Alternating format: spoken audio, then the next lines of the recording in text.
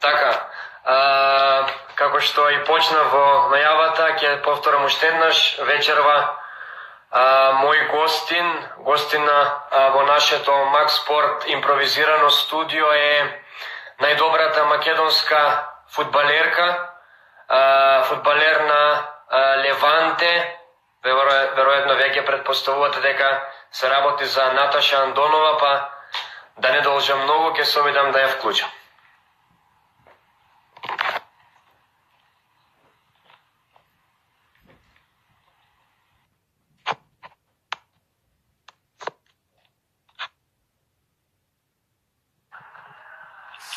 Наташа, добро вечер. Добро вечер.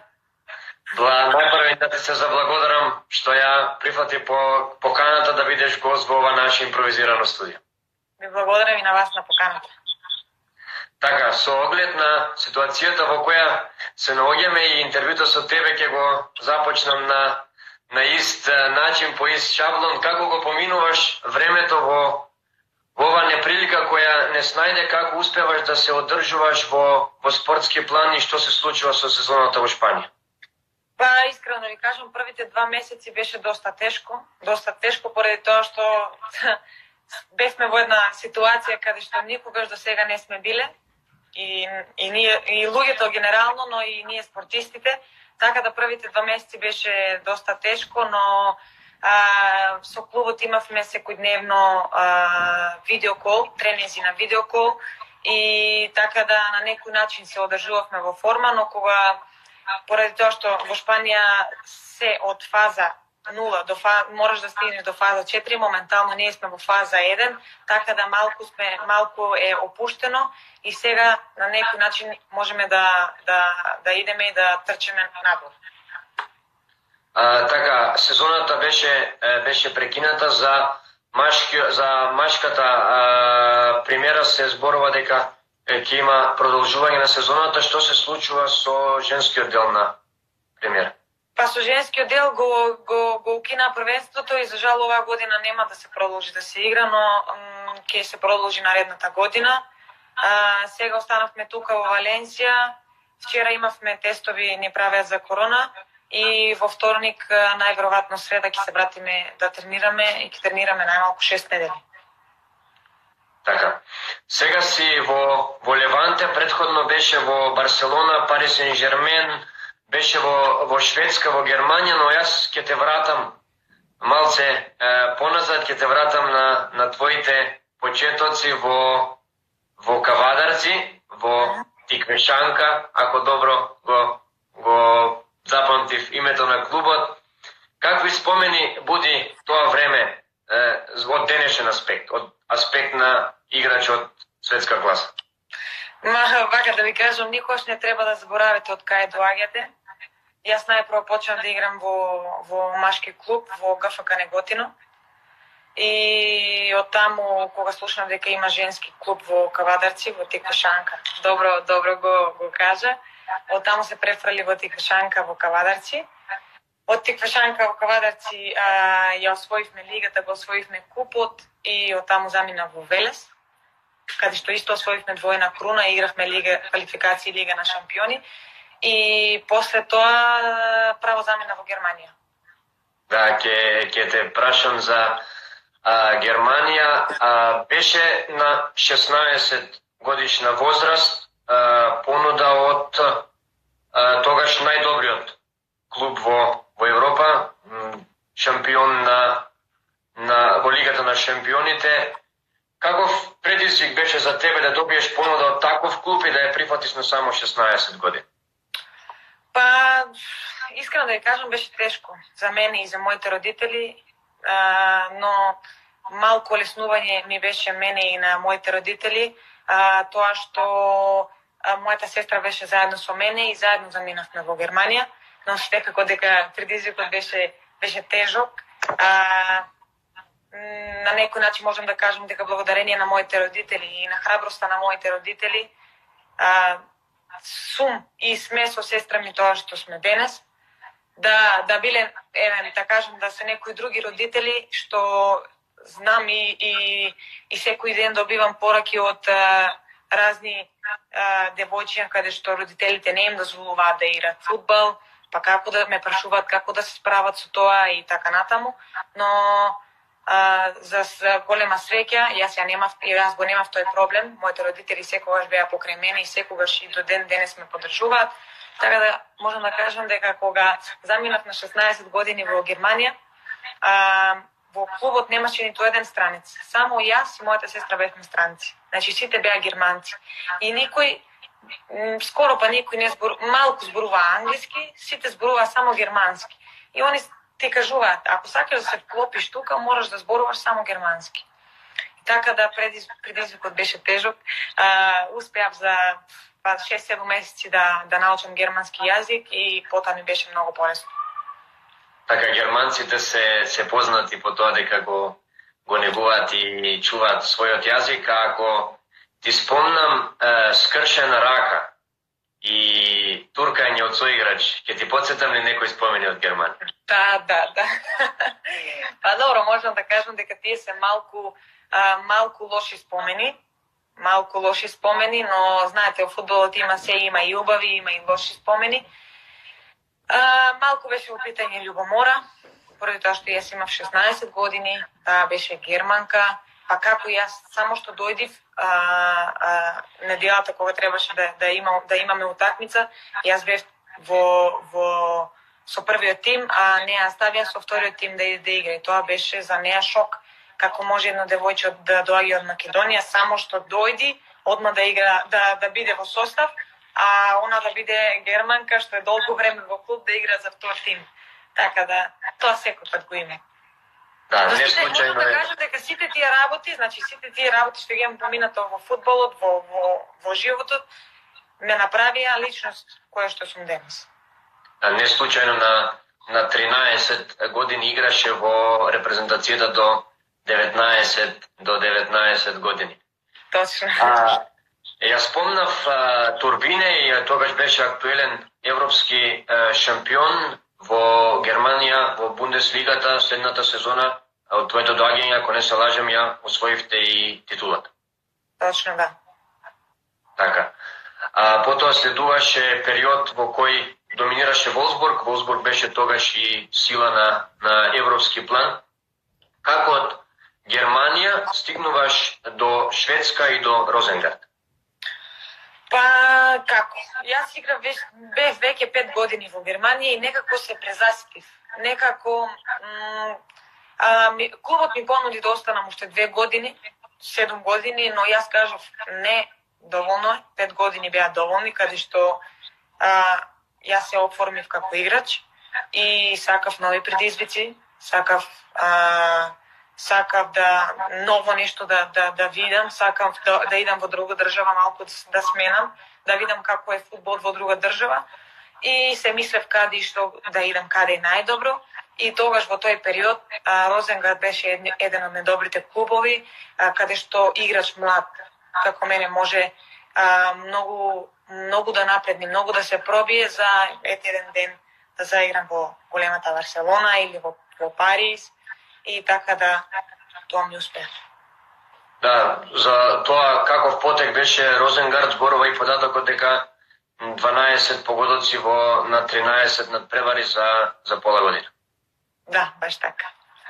Од ова гледна точка, кога би ти рекол да ги споредиш шведската и германската лига, кој е нивото на работа во Германија, кој е нивото на работа во Шведска? Што се однесува до професионализмот и пристапот до женскиот фудбал? Професионализам и пристап сега, можам да кажам, сега моментално во Европа е сегде на ниво. Така да каде да идете во Германија, дали да идете во Шведска, дали тука во Шпанија, значи женскиот фудбал е многу во подем, за разлика од порано. Сега зборам за пред 15-20 години. Лигата во Германија е една од најаките. Таму се бара многу физичка подготвеност. Таму се бара многу како што кажав, физичка подготвеност, но во Шведска е малку повеќе на техника. Така да, спрема мојот профил на играч, повеќе ми одговара каде што е техниката во питање. Да, слобода во играта, се задржа во Розенгард и следната сезона имаше забележителни настапи, имаше спектакуларни погодоци. Во какви спомени останува Шведска во целина? Па искрено да ви кажам, Шведска е многу луѓе ме питуваат како ти е до сега, кај ти е најубаво. Јас не можам да издвојам каде ми е најубаво, заради тоа што од секаде каде што сум била имам добри и лоши искуства, но едно од најдобрите мои искуства во фудбалската кариера е Шведска, каде што ми беше многу убаво, се осеќав многу убаво и сето тоа го покажав на терен. Да, со оглед на тоа дека во Шведска немаше кој да те турка во ограда, па да дојде до згршеница на раката. 1,5 година се задржа во Шведска, се поврзуваше со повеќе клубови, тогаш предпоставувам дека беше поголема заинтересираноста и на менаџерите да соработуваат со тебе. Од каде Парис Сен-Жермен? Па, мојот менаџер што ми е од Германија,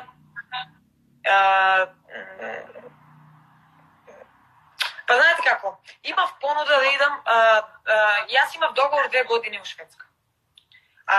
Јас стигнав до година и пол и беше тоа зимо беше, да. Предниот рок е, мислам, да, до 31 јануар. Така, нели? Да. До 31 јануар и ми се јави мојот менаџер, ми вика, а тоа беше 29 јануар. 2 дена пред да заврши предниот рок и ми вика мојот менаџер, има понуда од Парис, дали ти би сакала да идеш? И за мене тоа малку беше како шок. Викам, добро, од каде си, а тоа 2 дена пред да заврши предниот рок. И он ми вика, да, мораме брзо да размислиме и мораме брзо да одлучиме што и како ќе правиме. Јас разговарав со моите родители, мојата сестра и ја донесов одлуката дека сакам да идам во Париз, дека сакам да искористам таа прилика и така заминав. Да замина во Франција, во територијата на Лион. Лион е веќе неколку години неприкосновен во Франција и во Европа. Со Парис Сен-Жермен стигна до финалето. Беше ли Парис добра одлука, гледајќи од денес? Да, исто ќе кажам дека секоја одлука што сум ја донесила во мојата фудбалска кариера, секоја одлука е за мене е правилна. Секое место каде што сум била е едно добро искуство за мене и за понатамошната моја кариера, поради тоа што сум се уште млада, имам 26 години. Така да во Франција, за жал, кога бев во Париз, поради тоа што таа година играв со Розенгард Лига на шампиони, немав право да играм за Париз Лига на шампиони. Кога дојдовме тогаш во финалето против Лион, јас за жал бев на трибини и ги гледав од трибини, но сепак преубаво е чувството да играш финале, макар дали и да го гледаш само, значи преубаво е. Го спомна начинот на кој стигна во Парис Сен-Жермен, така народски кажано 5 до 12. Да. Половина година и рече да ја напушти средината. Не се пронајде таму, тоест сакам да знам дали Парис Сен-Жермен не го исполни тоа што го вети или проектот името Барселона се неодбивле? Па, да ви кажам искрено, Франција не е моја омилена држава и не е држава во која што ја би сакала да живеам и да поминам многу време. Некако не се уклопи со французите, не се луѓе што ми одговараат мене, искрено. И дојде понуда од Барселона и јас безредно Словенија прифатив, заради тоа што не жалев, како што кажав, Франција е убава држава, но не е мојата омилена држава. Барселона, предпоставувам дека постоја и други понуди и други опции. Доколку Ако се вратиш назад и имаш на маса понудите от Барселона и Лион, кој би бил твојот избор? Па вак, тешко прашање. Ова можам да ви кажам дека е тешко прашање, но ако сакате да освоите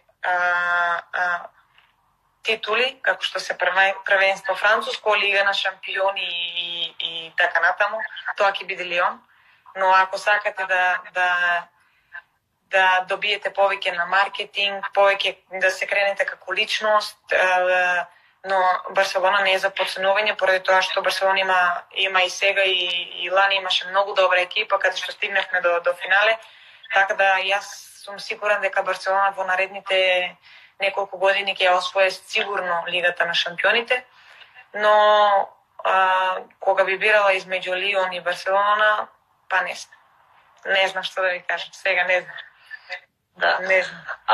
Барселона е престиж за секој играч. Барселона е тим каде што секоја асоциација оди на Лионел Меси и машкиот тим. Меѓутоа, каков е односот на организацијата Барселона према женската екипа? Да се игра за Барселона, тоа е, можам да ви кажам, еден сон. Заради тоа што фудбалерките во Барселона, во градот сме многу познати, луѓе доста доаѓаат да не гледаат, но како во клубот исто така секојдневно имаме контакт со машките, секојдневно ги гледаме и трениравме во истиот склоп, така да се игра во Барселона и да се биде во Барселона, тоа е, мислам, сон за секој фудбалер.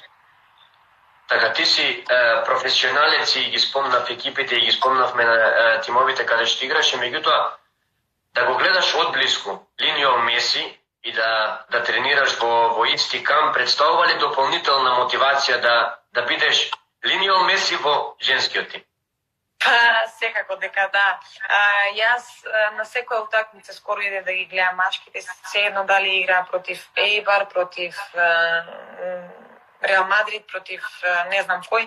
Јас на секоја утакмица бев таму, поради тоа што јас сакам фудбал и обожавам да го гледам Лео Меси во живо, поради тоа што тој е нема збор што може да се каже како фудбалер е тој, но исто како личност многу ме воодушеви.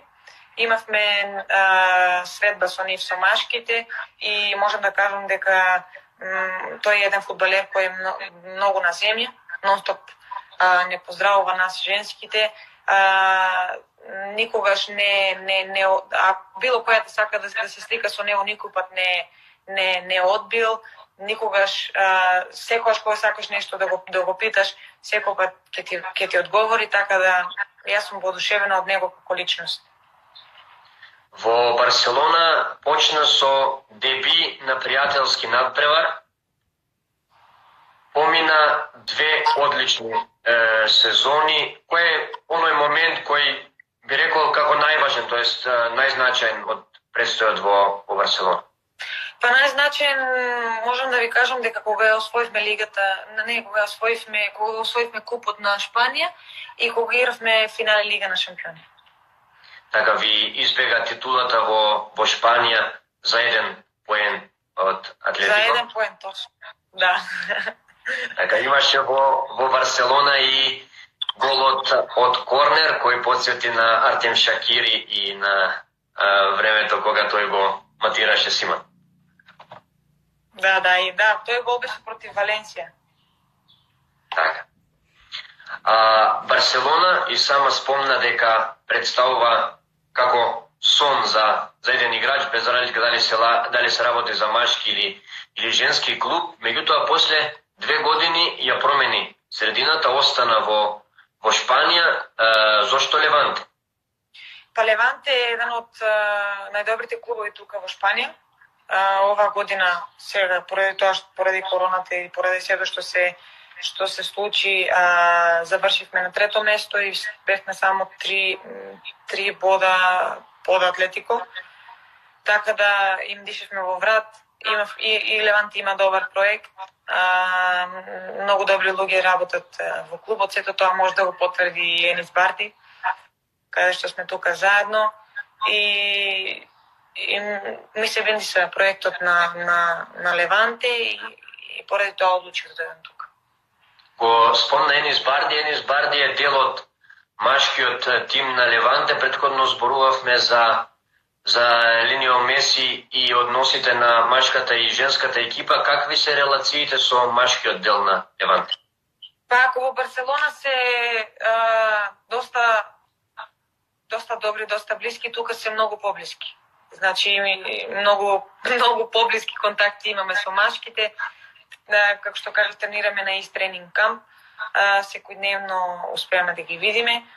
Така да не поддржуваат. Многу не поддржуваат и кога имаме некоја битна утакмица, секој пат некој од нив доаѓа да не гледаат, како што е капитенот Моралес, Коке и така натаму, така да имаме доста добри релации со машките. Се случува ли некогаш да ги одмерите силите? Па не, до сега се нема случено. Ние само кога имаме пријателски утакмици, играме со до 15 години, до 17 години, поради тоа што знаете, кога веќе ќе дојдат прв тим, тие се многу поснажни од нас и невозможно да играме против нив. Така, ја поминавме твојата клубска фудбалска кариера од Тиквешанка до Леванте. Може ли да те прашам какви се твоите планови за следната сезона? Моите планови за следната, останувам тука. Уште една година останувам тука. Моите планови се да се подготвам добро и да имам една добра сезона. Ќе преминеме на репрезентацијата. За женскиот дел на репрезентацијата често знам, барем јас, да се послужам дека една ластовичка често не носи пролет. Кога те асоцирам, мислам на тоа дека ти како предводник и лидер на таа репрезентација, колку и да се трудиш некако како женската репрезентација, да стално ќе помрнеме еден чекор напред, ќе се вратиме 3 чекори назад. Што се случува таму? Па, како што не знам колку знаат луѓето, но македонската женска репрезентација беше 3 години во мирување, каде што немавме никакви утакмици, немавме никакви собири и тоа е еден голем минус и голем хендикеп за сите фудбалерки во Македонија, посебно што играат во Македонија, поради тоа што во Македонија и сами знаете какво е првенството, дека не е професионално, дека е многу аматерско и така да ги нема тие утакмици, добри и јаки утакмици, каде што ќе може утре, други ден да излеземе да играме против една Австрија, против Франција и така натаму, но има многу потенцијал во овие девојки сега што се во репрезентацијата. Доста сме млад тим и се надевам дека за неколку години барем ќе можеме да се носиме со овие поголемите репрезентации. Така, јас те памтам уште од твоите почетоци во репрезентацијата и головите против Луксембург во Струмица, тоа беше 2011 година. На 13 години спомнав и порано играше во генерацијата до 19 години, а со само 16 години веќе беше дел од репрезентацијата. Ако ти го спомнам името на Добре Димовски, какви спомени буди? Името на Добре Димовски само најдобри спомени буди за мене. Тој е еден од тренерите кој што е мој омилен тренер, поради тоа што и кога немав право да играм, дали било тоа до 16 или до 19 години, јас секогаш бев меѓу девојките, секогаш бев со нив, секогаш ме зимаше и кога немав право и кога имав право, така да можам да кажам дека тој е еден од заслужените за тоа што сум денес. Ги спомнавме лошите резултати и мирувањето, имаше ти и ајде така да ја наречеме еден вид на кавга со раководството на ФФМ, кога после мечот со Шкотска 2015 се повлече од репрезентацијата. Што се случи тогаш? Па, јас сум по природа сум бунтовник и сакам женскиот фудбал во Македонија да оди напред и сакам конечно во женскиот фудбал да има прави луѓе што ќе го водат тој женски фудбал во добар правец.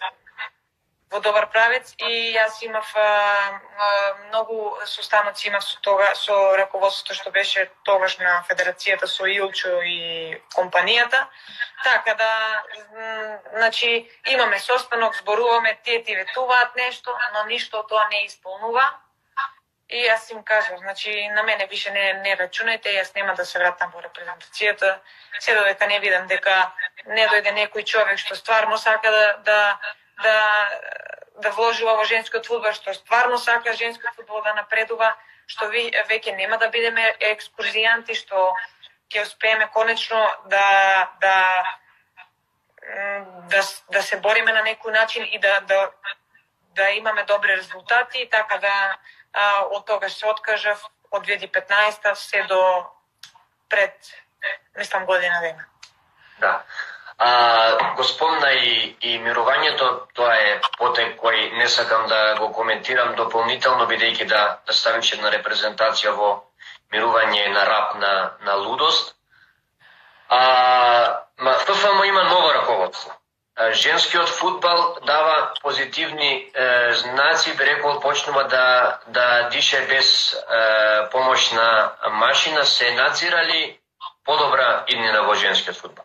Па искрено да ви кажам, со доаѓањето на новото раководство, женскиот фудбал одма се гледаат резултати.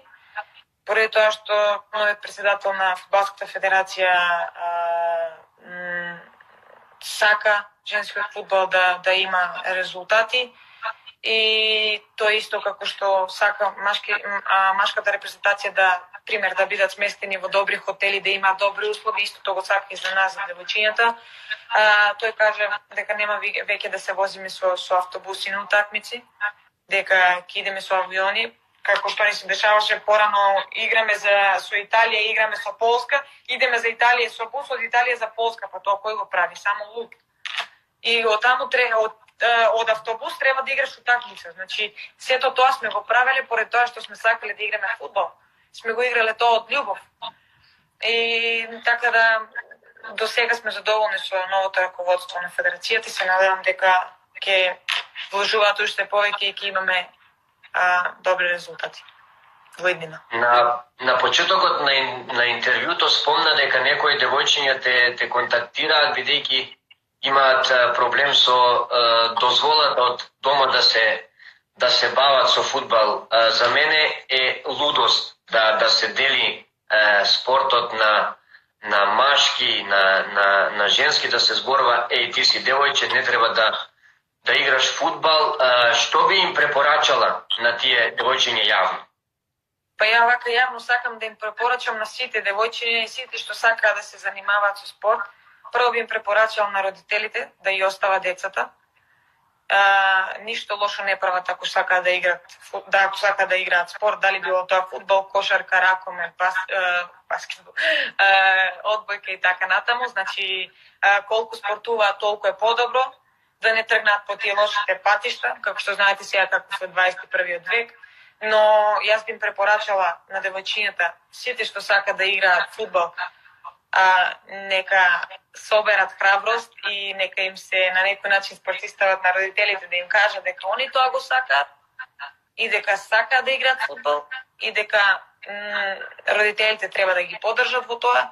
И јас се надевам и сигурна сум дека ќе успеат поради тоа што се знае сега каде е фудбалот, дали е тоа женскиот, дали е машкиот.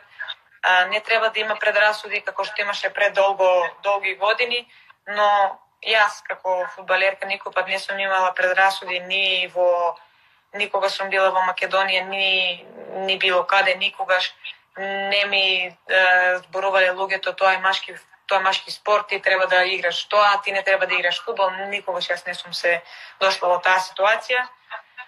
Но и да би дошла, јас нема да ги слушам, поради тоа што фудбалот е љубовта што ја сакам јас и така да нема да ме спречи никој во тоа што сакам да оправам.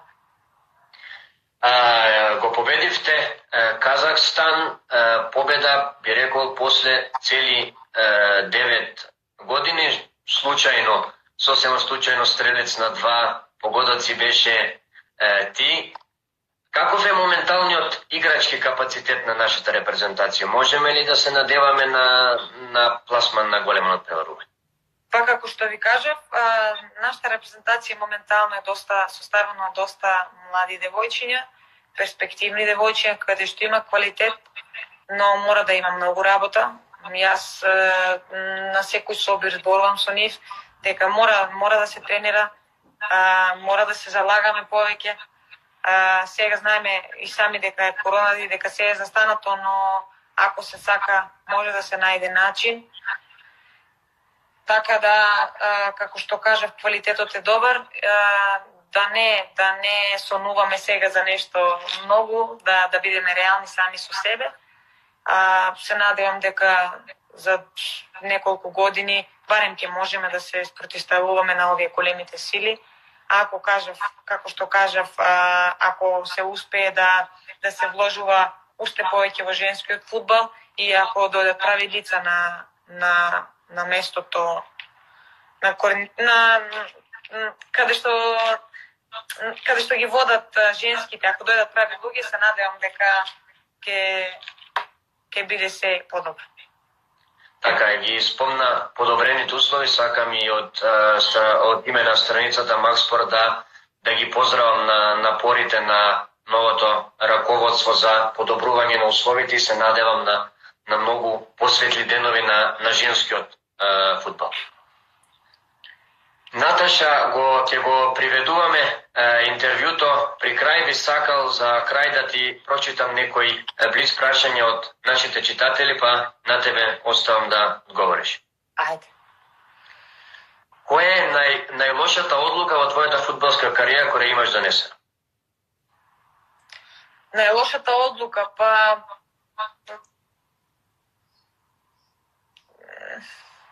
како што кажа на почетокот, јас мислам дека секоја одлука што сум ја донела во мојата кариера е добра одлука.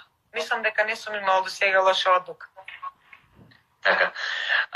Играше во Барселона, а навиваш за Реал Мадрид. Се лутат ли навивачите на Реал во твоето окружение? Како дали се лутат навивачите на Реал во моето окружение? Не го сватив баш прашањето. Не го сваќам ни јас, така е поставено, предпоставам некој од како дали се лутат навивачите на Реал?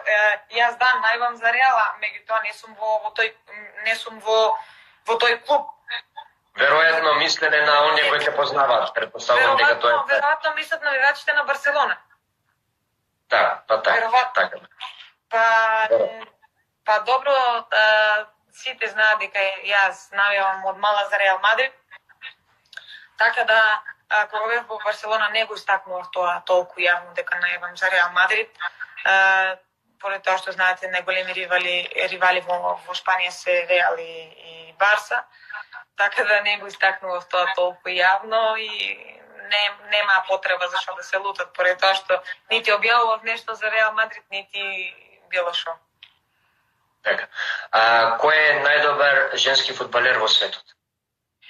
Па, тука немам сумли. Најдобар женски фудбалер во светот е Марта. Кога би можела да бираш еден клуб каде би играла, кој би бил тоа? Па, да ви кажам, тоа би биле Реал Мадрид и Лион. Така, Наташа, ќе ти се заблагодарам уште еднаш за тоа што ја прифати поканата, што беше дел од ова наше интервју и ти посакувам многу успех на клубски, а пред се на репрезентативен план. Ви благодарим на вас и добра вечер. Така, пријатно. Пријатно.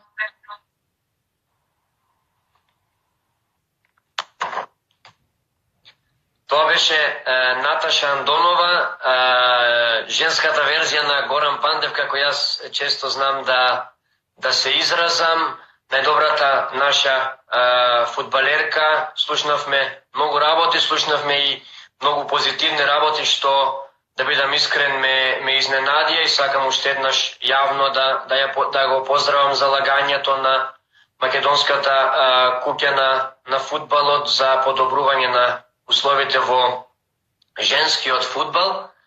За серијалот Live на Макспорт сакам да ви известам дека на ваше барање, со оглед на тоа дека во претходните денови ни стигнуваат повеќе пораки, наш следен гост е поранешна македонска ракометарка, една од најдобрите во нашата историја, најдобриот стрелец во историјата на женската ракометна репрезентација, веројатно името веќе го знаете, се работи за Валентина Радуловиќ.